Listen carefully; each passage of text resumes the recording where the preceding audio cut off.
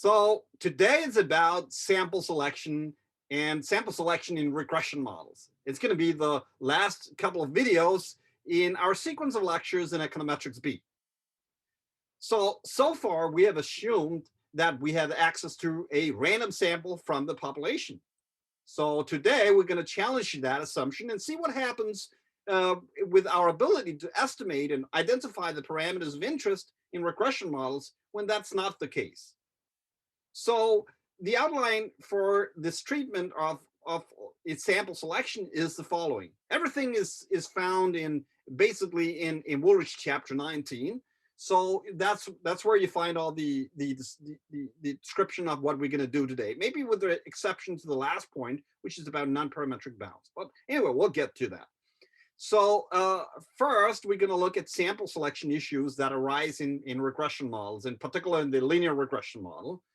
And we're going to cover a bunch of different cases and figure out when is sample selection really a problem and when is it a problem. And if it is a problem, how can you correct for it so you can still identify and estimate the parameters of interest?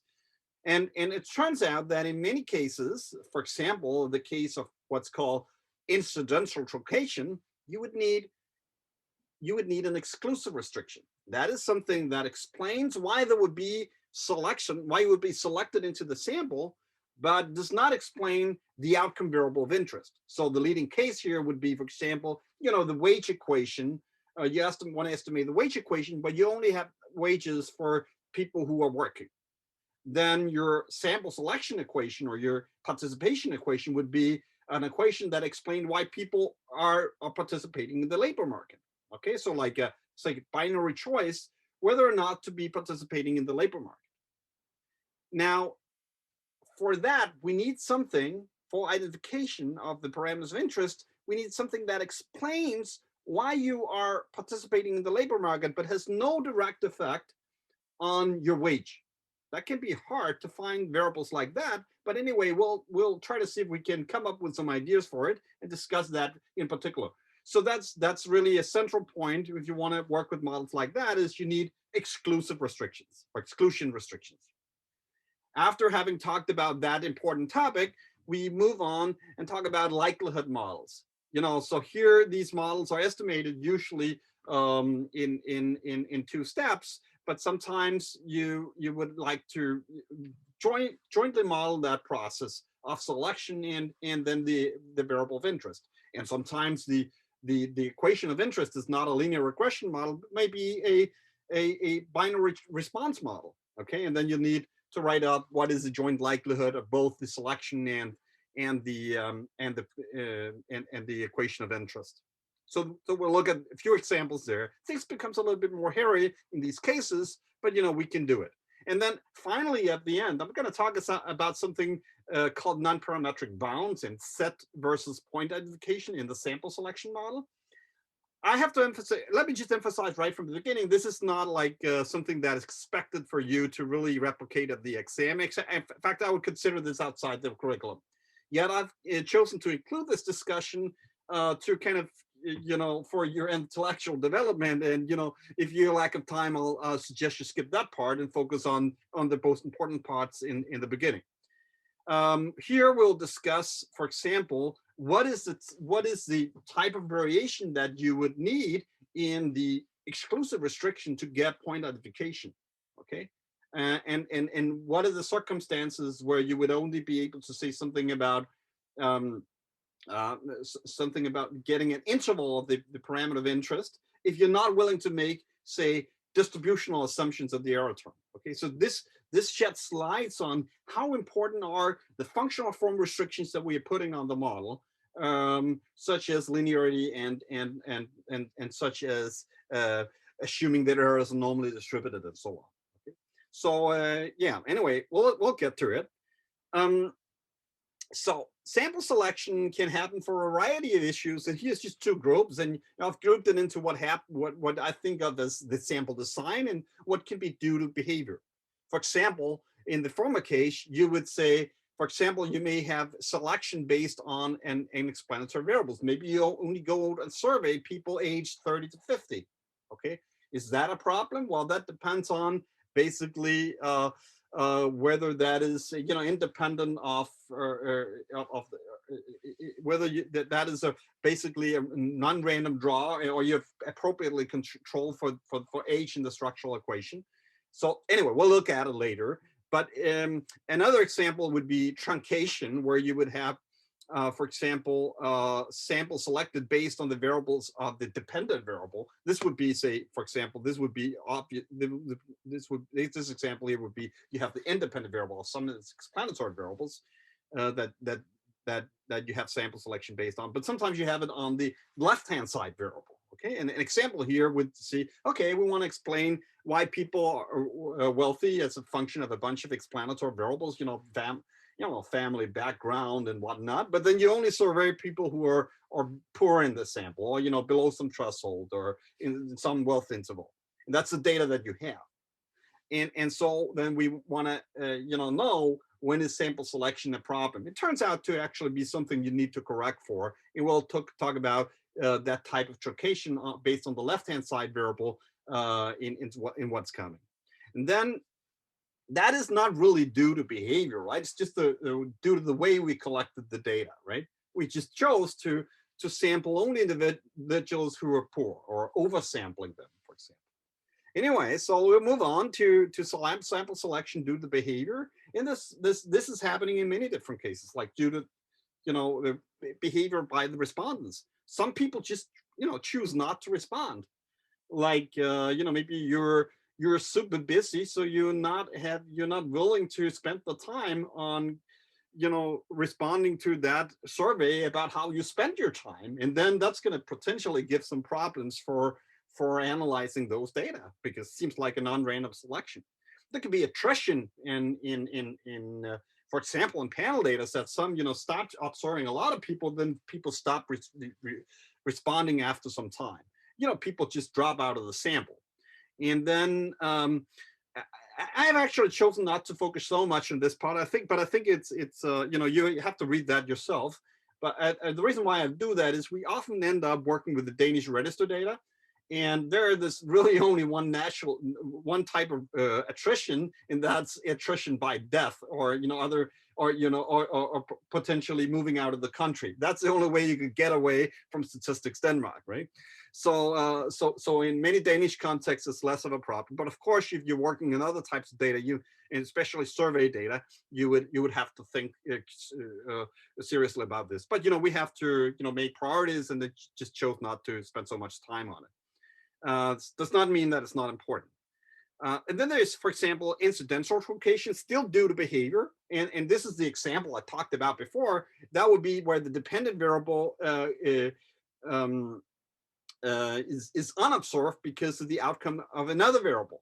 Okay, so for example, the example I talked about before is we only observe wages for people who are working. Okay, so this is, here the other variable is the labor force participation. Okay, and if you're not participating in the labor force, well, then we're not going to observe your wage, right? So that's an example of incidental truncation. Or for example, it could be that determined by the number of hours you supply. But if you supply 0 hours in the labor market, well, then you're not going to have any.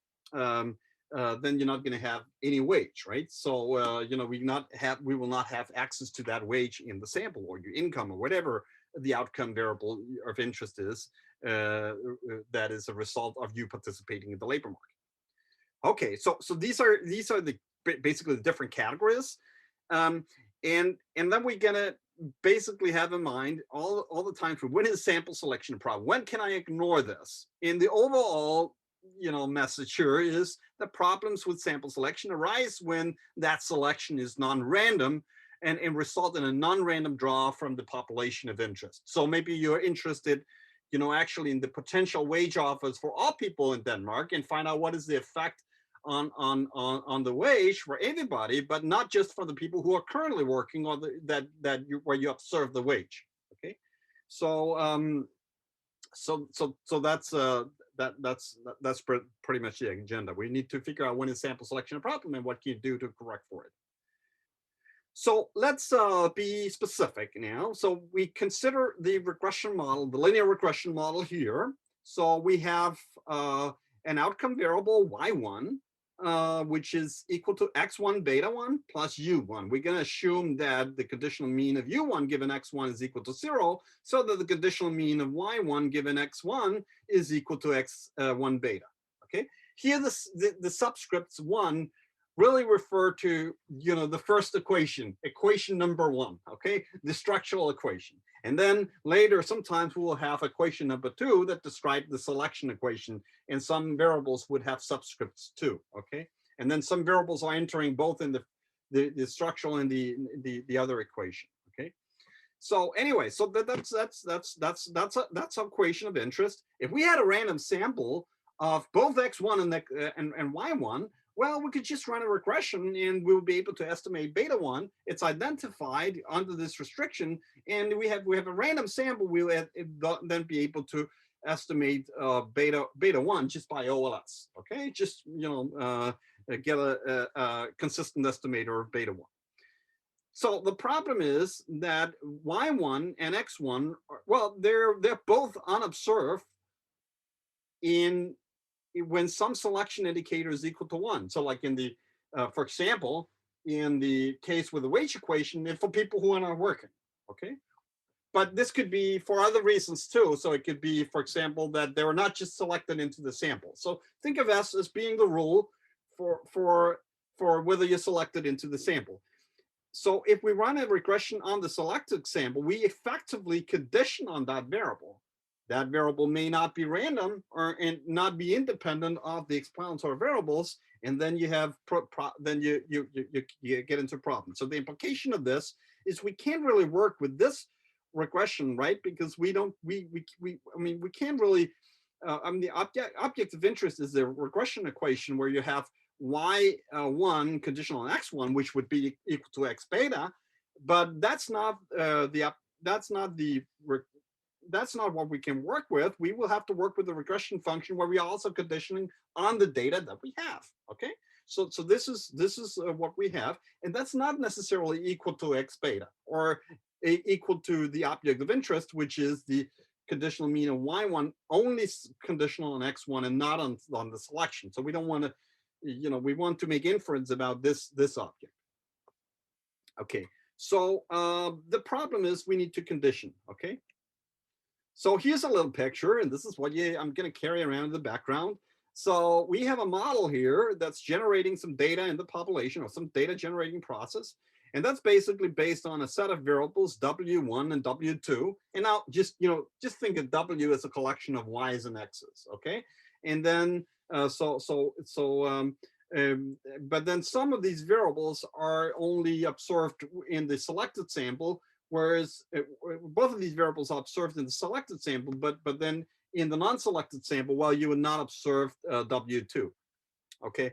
We would like to estimate this parameter theta, even though we only have this selected sample. So normally that would be possible, right? If you just had a random sample and just did like we did before, try to regress y1 and x1, and then it will be sufficient to identify the parameter beta 1, okay? But we're not in this luxury case where we have this random sample of size n. We have a selected sample, okay? In the selected sample, we would only observe we would only observe W2 if we are not in the selected sample. So it could be there's some variables that are observed, for example, those that potentially explain the selection in the non-selected sample, but then there would be other variables, for example, like the wage, that would not be observed, that will only be observed in the selected sample. Those are the W1s, right? So that's kind of all the idea. You have a population. Normally, you would just like to work with a random sample. That's not possible. You have to work with the selected sample. Okay, so we can first cover like 5 different cases based on this linear regression model. And so that's the agenda for now. And here are the following 5 cases. Okay, so the object of interest is still this linear regression model. We can assume that the explanatory variables are exogenous in the sense that they're mean independent of the unobserved effect or the error term U1. And so that's our starting point. So we're going to consider different cases. One where the selection indicator is a function only of those explanatory variables, okay? So it may be that, for example, you have, you're estimating a wage equation, and then on the other side here, you have like some controls for education, and then selection is only based on or whether, what the educational level was, okay? Then there is a case where with selection is completely independent of both of these variables here, both the explanatory variables and the error term. Okay, and that would be, for example, if I took a random sample from my random sample, that would be completely, then the selection indicator would just be completely independent of everything. Okay, and then we can analyze where the selection is a problem in that case. We'll look at that in just a second. Then we're going to spend a fair amount. Then there's the next section here. That would be select the truncation that I talked about, right? For example, you're interested in analyzing the effect of so for example, wealth, but you only sample people who have wealth in a specific interval. Okay, so it could be that you only sample the poor ones, and then there is a threshold for say people who have less than I don't know, 100,000 kroner on their bank account, okay? But you restrict it to be that they're not having any debt, okay? That's clearly a non-random selection, and we're going to look at what that truncation means and how we can try to correct for it. Then we move on to this incidental truncation case, and this is the leading example for the wage equation with the participation equation I talked about.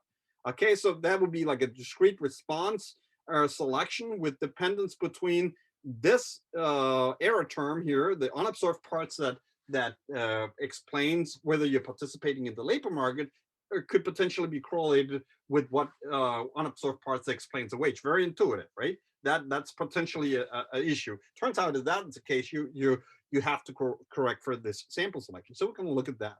And then the last example, that is the example with where the outcome where selection is based on another outcome variable y2 that may be, for example, the result of a truncated regression model, or not a censored regression model. For example, the total selection model with dependence between again u1 and v2. Okay, this implies a little bit more structure. Here, the leading example is, remodeling the amount of hours supplies to the labor market. Here is as part of the selection process. And then you have the problem that you only observe people with wages when they're supplying a positive amount of hours. So that's kind of the textbook example of that. So we're going to write up the equations for that particular example. So that's a plan. And so we're going to just start from the top, okay, and then take things in the sequence just outlined. Okay, so here's the first case: selection on a regressor. So assume that selection S is a completely deterministic function H. You don't know H, but it's just a deterministic function of X, only and only X1. That is the variables that is entering into the structural equation here. Okay, those you want to find the effect of in the equation of interest. So where there will be coefficients beta 1. Okay, now if you are in this case, well, then we can derive our regression function on this selected sample as being the following. So the first thing here we come to mind, if you condition on selection and x1, is that in this equation here, you can, if you take this conditional expectation and you already condition on x1, well, you can move x1 outside the expectation operator. So we have already conditioned on it, so it's kind of known. Okay, so we don't need to take expectations over that variable. Now we still live with this last part. Okay, so now we have the selection, or you have the expectation of the error term conditional on the explanatory variables and selection. Now we know if we're not conditioning on selection, this would be 0. Okay, but what happens if this is when we do not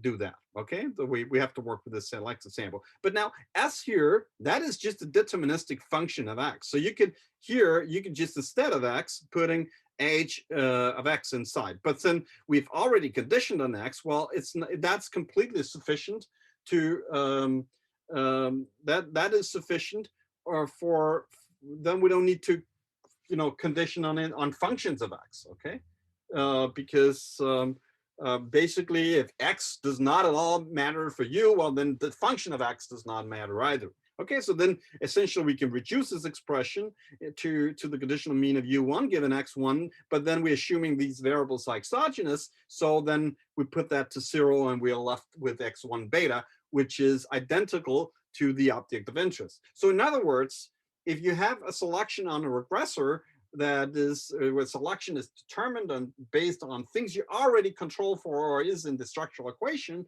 well then you're going to end up with the same regression equation, and you can just move on and do your OLS regression of y1 and x1 on the selected sample. So this is basically what I write here. Selection is not a problem. We can just consistently estimate beta using OLS on the selected sample. Okay, so since we have this expression here.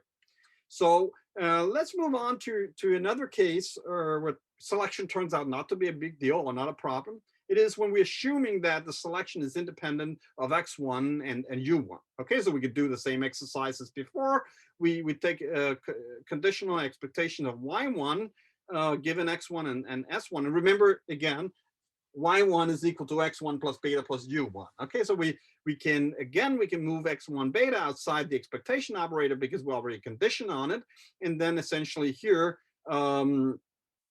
basically, since this selection is completely independent of both x and u, well, then you don't need to condition on it. Okay, so it has no effect on the expectation of u. It's completely independent of it, and if it's also independent of x. So then you're left with the same. You got your regression function on the selected sample being just equal to the same as before, x1 beta 1. Okay, this means again we can consistently estimate beta as well as the object of interest x1 beta using OLS on the selected sample. Okay, so random sampling is not a problem.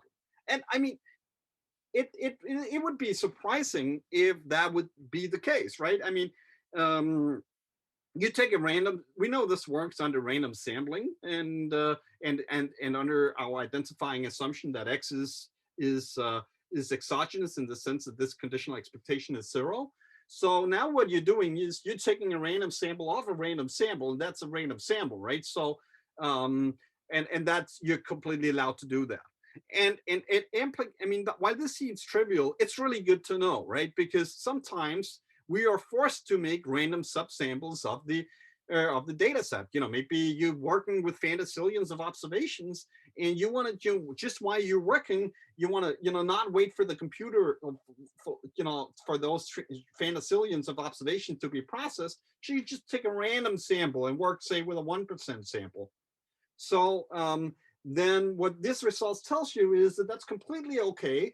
Of course, you're going to get less precise estimates, but they're going to be at least consistent and inherit the same properties as you would have if you're working on the entire sample.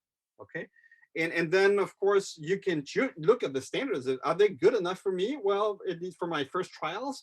And if they are, well, then you don't have to increase the sample size. And then before you send your submit your publication or whatever this is needed for, you can increase the sample size in the end and have the computer tune the problem on the final specification. Okay, and then hopefully your results doesn't change too much. But if they do, it would be just because of the sampling error that is expected with fewer observations. So now let's move on to a case where there's potential more issues. Okay, so that's what I alluded to, where we have like selection on the response function. We'll call that truncated regression. The example being, for example, you're subsampling only poor people in your sample. That's what you have. But you're interested in, say, what are those incomes or wealth or whatever the outcome is. So you're selecting based on the left-hand side variable, and that's a non-random selection. Okay, so here formally the selection will be that you're going to be selected into the sample if the outcome variable is between the interval between A1 and A2. And then suppose A1 and A2, they will be known constants, okay?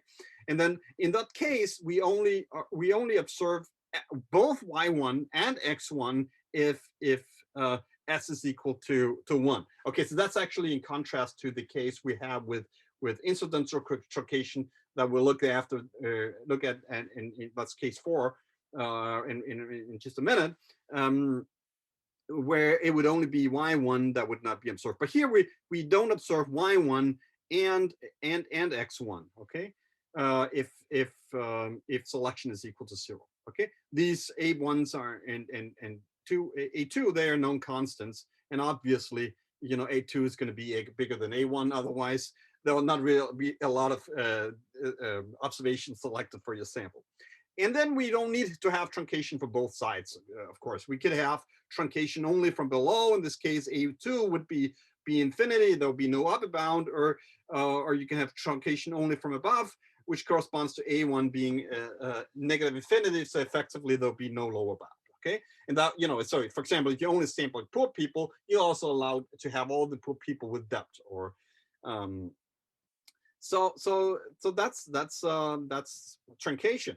So can that be ignored? Well, let's visit again our object of interest, our equation of interest. As usual, we're interested in estimating, you know, conditional mean of Y1 given X1, and that should be equal to X beta. But we don't have basically the random sample. We only have the selected observations when Y1 is in the interval between A1 and A2. And so it turns out that conditional moment restrictions are not sufficient for identification. Okay, so what I mean by conditional moment restrictions, like, for example, what is the conditional mean of U given X, or the conditional mean of Y given X being equal to X beta? Okay, that's not sufficient. You can't really make any progress any further, because you need to know what is going on with Y1 outside in that interval where you're not observing Y1, okay? And how that is related to the experimental variable. That means that we need to impose more restrictions. In particular, we're going to specify the full conditional distribution of Y1 given X1. Okay, so that is that's what we're going to do. Okay, so we're going to assume something about what is happening in the truncated part of the distribution on both sides of A1 and A2. And then having done that, we can estimate the model with conditional maximum likelihood. Okay, so here's what we're going to assume. We're going to assume a conditional distribution of Y1 conditional on X1. We're going to label that F, where here F of C conditional on X is the probability that our variable of interest here, Y, is smaller than some threshold C. Okay, so C is just the usual dummy argument that enters into, you know, the CDF. That's what we're going to make assumptions about. What is the distribution of conditional distribution of Y1 given X1 in the population, not in the selected sample, but in the population? That's what we're going to specify. Okay, just like before we would specify what the conditional mean was in the population. Okay, now we just do it with the conditional distribution. Okay, so problem is we can't work with that directly. It's just like before, we couldn't work with this regression function on this conditional mean directly. We need to work with it conditional on selection.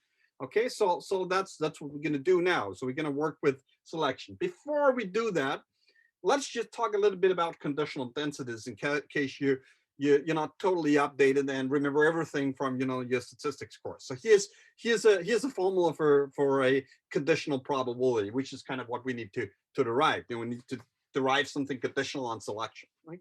So what you have is a joint. So here's the conditional probability for some event A conditional on B, and that's the probability for the joint probability of A and B, then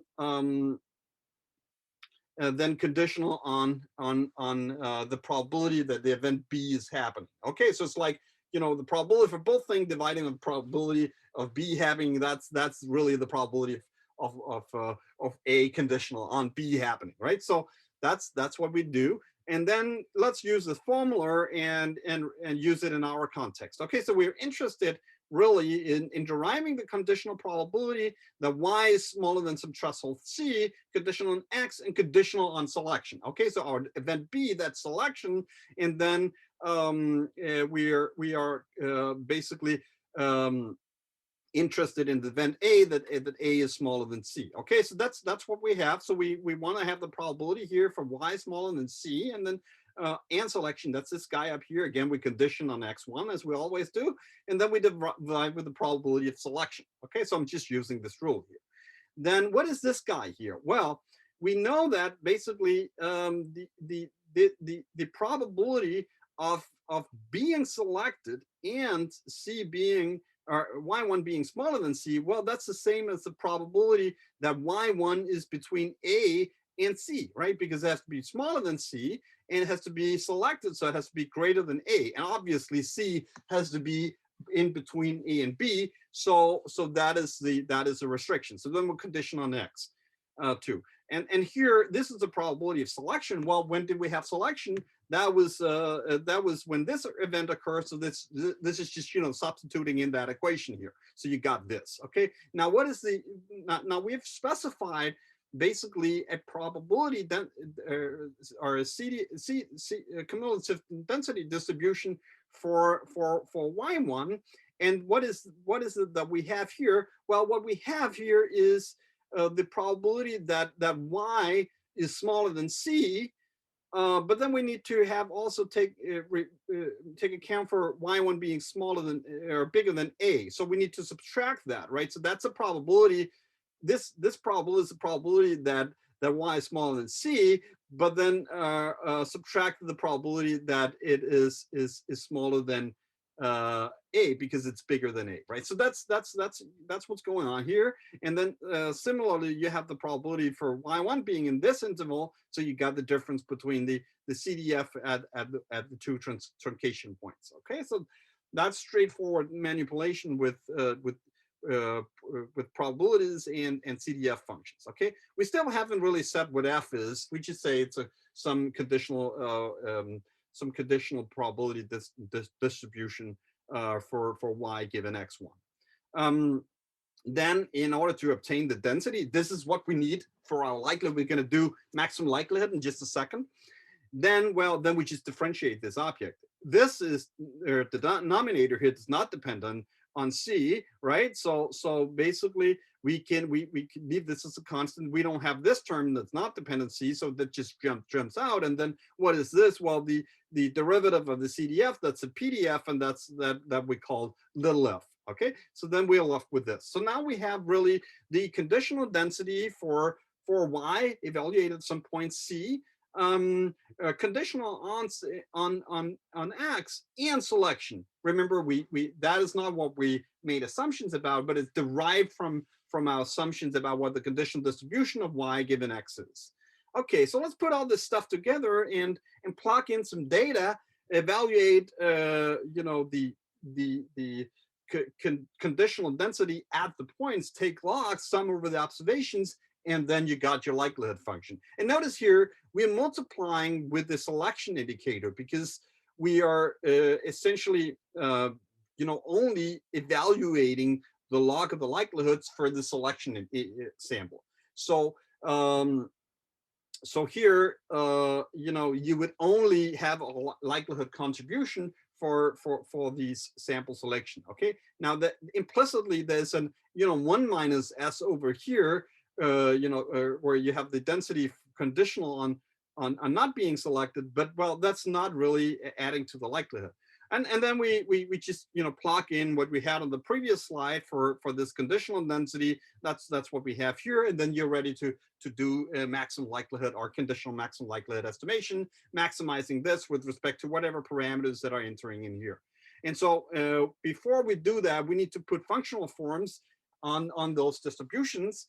And one common one popular choice would be the mother distributions, the normal distribution, and assume that y1 conditional on x1, not on selection, but on only x1, that would be normally distributed with mean equal to x beta and with some variance sigma squared. Then a1 and a2, that will be known and we'll assume that they are independent constants, independent of x. In this case, with the truncated Topit model, and so here, basically these densities here is just going to be evaluated the density of the standard standard normal, and then then we have this is the not so these are the CDFs, and these are the density for a normal distribution with variance sigma squared, and then evaluated at xi beta. Okay, so that's the likelihood function. You just go ahead and maximize that with respect to beta and sigma, or sigma square, wherever you choose to parameterize this. So that was the specification of the Tropit. I want to just draw a little parallel, or compare it to the case with the sensor Tropit we looked at last time. The Topit model, where you have where you don't for example, you could have the part of the distribution is truncated at some value, say 0, so y was equal to 0. There'll be a mass point there, and then you observe the variable y star or y for only positive values of it. Okay, in this case, we use the Topit model. But there's a difference here to that case. It is in the sensor Topits, we observe the covariance x1 for all people, also for the people who are at the mass point. So for example, if you have a corner solution outcome model, well, then you also observe x1 for the people who have demand. If you have a censored regression model, where you also observe x for the people who are censored, who have y equal to 0. Okay, that is not something that we're not doing in the truncated Topit model.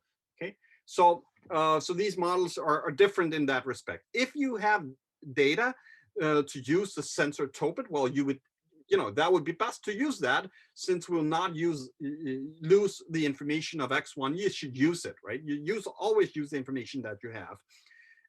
And again, as in sensor regression model we just discussed, the heteroscedasticity and non-normality has really severe consequences for inference. Again, it's here. It's actually amplified a little bit, but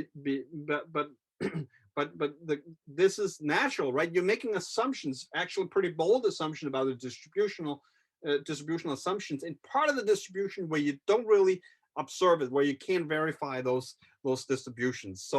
So again, be careful with heteroscedasticity and normality. It's not like in the case where you don't have a selection problem, where this doesn't essentially matter a lot. I mean, you would still get consistent estimates, you'll still have identification. That's not the case for the truncated Topit model if you're violating the assumptions of heteroscedasticity or homoscedasticity and non-normality if you have heteroscedastic errors. So that's worth keeping in mind. Now, the next case, that's the incidental truncation. That is where we have basically the structural equation being the same, but where we have a reduced form Probit selection equation that determines selection. So I think that's a natural break for the next video, and that's going to be the topic for the following 2 videos. So let's cut Ellie, and see you in just a bit.